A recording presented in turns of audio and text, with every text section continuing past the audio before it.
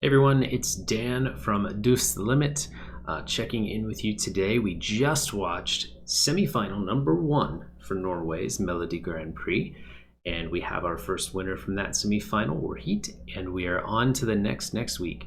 Let's talk about the four competing acts as well as the interval act, which was the auto qualifier LC Bay, Death of Us, one of the favorites, and let's talk about how they did. Let's go.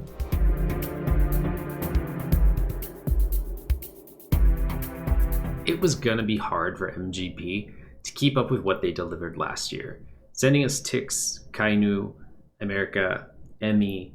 The list goes on and on. There were so many unbelievably good performances and artists that we got last year from MGP. This year feels like a little bit of a step down, but there's still a lot of quality talent. And I think the field is actually a little more competitive than people are going to think, especially when we get to the final. I think we could see some real surprises, maybe even a shock winner.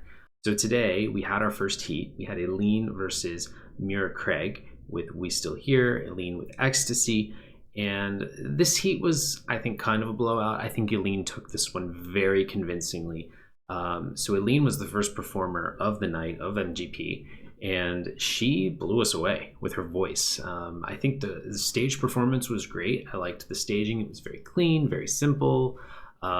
It had a lot of lasers too when the song really started to ramp up and build, because it starts off a little slow, but the biggest part, and then the dancers kind of just appear as the first chorus is kind of entering its swing, and then there's that big drop.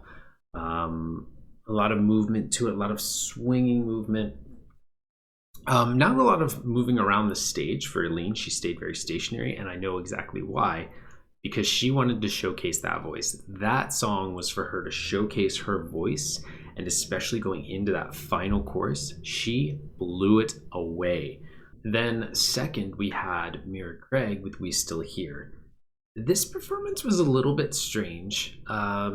Again, we had four dancers, so both acts we kind of had lead singer, four dancers.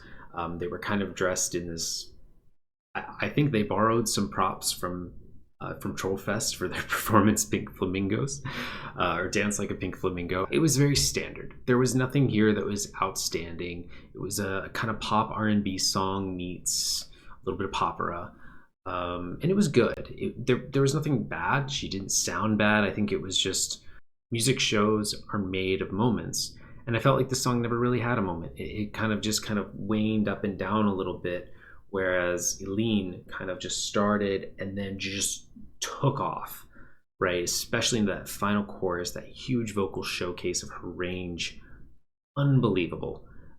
So of course Eileen ended up going through in that round, and then on the other side we had Trollfest versus Frod. Trollfest, of course, performing Dance Like a Pink Flamingo, which was, you could say, a little bit of a troll entry, but it was a lot of fun. It was a lot of fun. There were some cool overlays in the performance with these mirrored dancers or duplicated dancers on the sides, and they were having a blast. You could tell they were really embodying the being a flamingo even after their performance. When they were chatting, they were kind of all working their heads around like a flamingo. It was very cute. I couldn't really understand anything he was saying during the song. On the other side, Frode really brought some great vocals. He had a really nice staging design. There was a lot of depth to his staging, right? Having kind of this cage, this kind of layered cages, and then he kind of emerges from them, and there's a lot of camera angles from both sides. It was very good. It was probably the best staging of the night, actually. Now that I think about it, that was probably the best staging. I personally don't like the song. So a little bit of personal bias there. I just don't really like that song that much.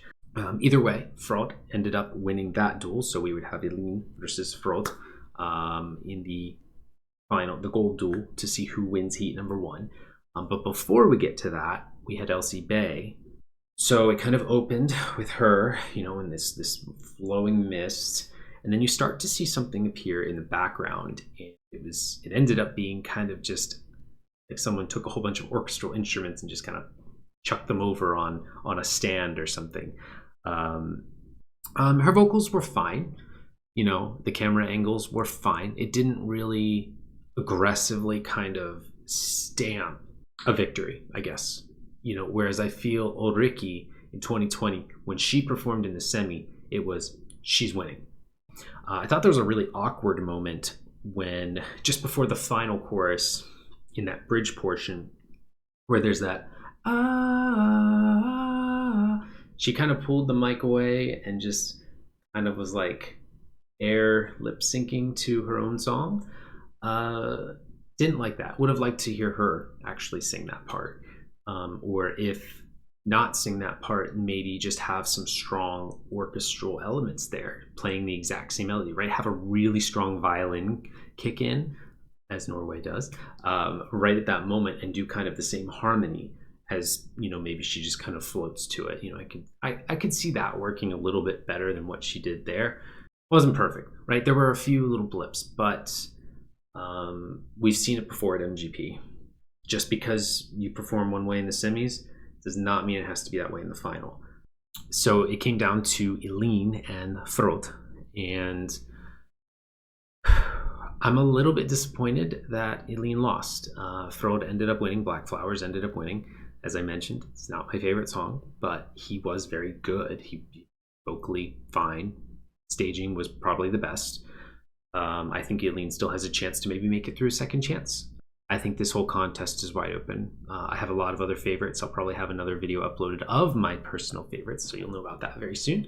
But I think MGP could be wide open. I think there's a lot of talented artists and songs here, and it's going to come down to the staging and how they've performed vocally, because I don't think there's a runaway favorite song that's just definitely going to win.